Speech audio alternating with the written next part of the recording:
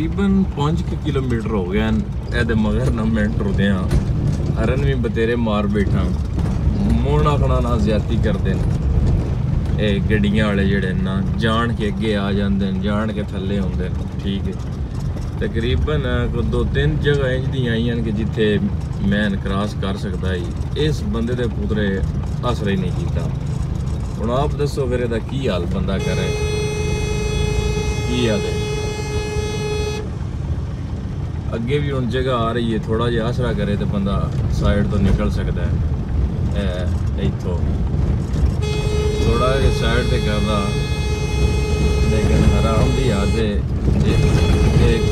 कोशिश ही कर रहे हो तो बिल्कुल